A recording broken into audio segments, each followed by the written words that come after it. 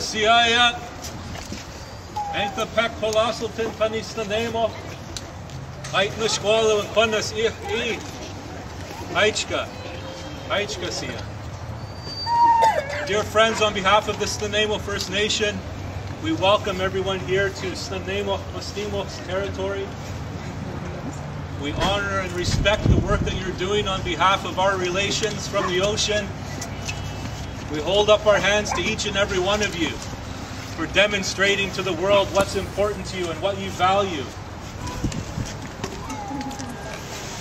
We honor your work and your advocacy. The Snuneymuxw worldview, the way that the Snuneymuxw people interrelate with creation, is one that has salmon at the center. Everything in the world, we believe, has a soul, has been touched by the Creator, has been put here. And we're one small part of creation. One of the most beautiful things that we've been given by our Creator is salmon. And we're in a very sacred relationship with them, as is recognized by each and every one of you. And I really want to honor that and to recognize that fact. That the very title of your walk refers to the sacredness of salmon in our lives. And I see many of the signs around here that say salmon are sacred. Well, I want everyone here to know that that really resonates with the Snuneymuxw people.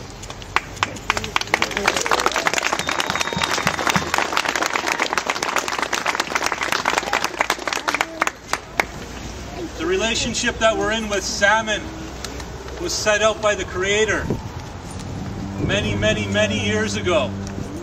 And the Snuneymuxw people have always had that sacred relationship at the center of our cosmology. Many of our major ceremonies and rituals in our community are related to salmon. In particular, of course, our first salmon ceremony that takes place out at Jack Point, just across the water from where we're at. And our sacred petroglyph that's there has recently been returned a number of years ago to that place. At one point, about 30 years ago, at the centennial of Canada's creation, Canada's existence, the centennial celebrations, the family that owned the land at Jack Point, a non-Snuneymuxw family, offered up that sacred petroglyph to the city of Nanaimo and Nanaimo's museum in their own name. And when I was a younger man, I spent time looking for that petroglyph. I didn't realize the history of what had happened, that our salmon petroglyph or our first salmon ceremony had been taken in such a way. And I was doing research one day at the Nanaimo Museum, and I came across our petroglyph sitting in the parking lot at the entrance to the museum. And when I went to talk to the curators about that fact, the people that worked at the Nanaimo Museum, to ask them about why our sacred petroglyph is in their parking lot, all that they had on record was a simple newspaper story that told a very strange history of why that rock was there. It said that this petroglyph was created by some unknown race of people. Someone that preceded the Snuneymuxw and was used for unknown purposes. And this is in the 1960s, 1967. This is the understanding that existed, or the lack of understanding that existed between our peoples.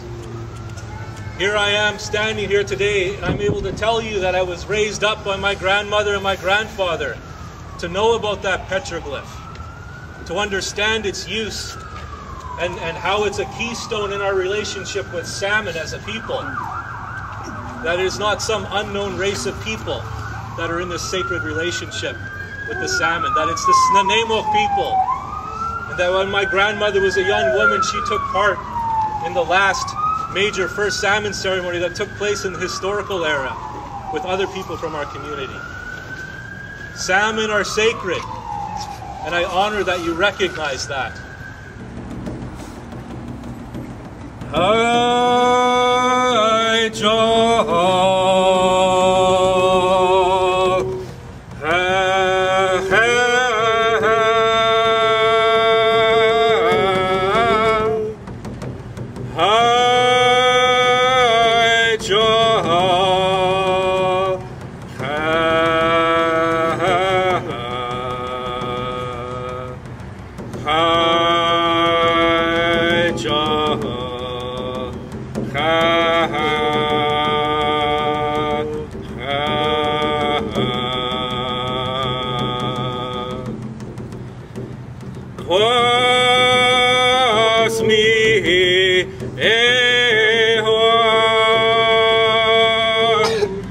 Nitna Sali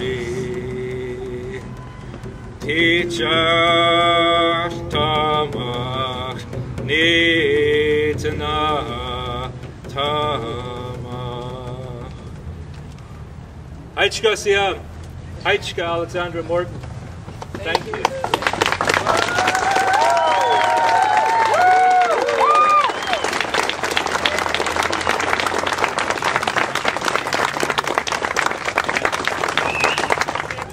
I've seen a lot since I left. It's very different walking the island versus driving it. I've seen the trails that the elk take along our roads. I've seen these crystal clear streams and the apple blossoms and the gardens blossoming. And I've been in the towns and I've seen sadness. Get out of the way of our wild salmon and let them do what they do best, which is prosper, thrive, reproduce.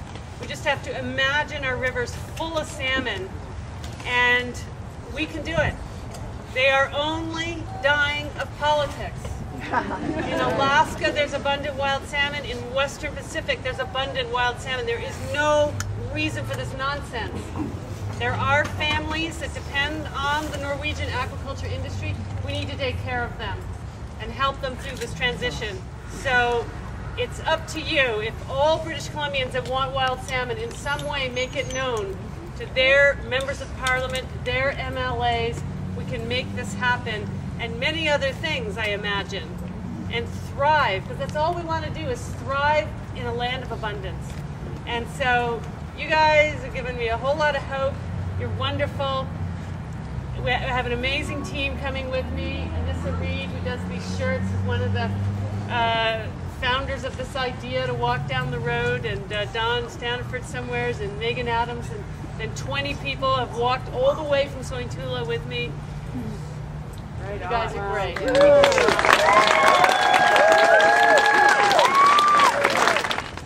We have all the family here. Comes on here, especially today. We're traveling. We've met with Alexandra along the way because of how much we care about the wild salmon and how much it means to us and what it's done for us throughout our lifetime. We came up with the idea to raise some funds, some money to help Alexandra, because we're directly affected by it. And this is wild salmon to us has a close meaning to our hearts.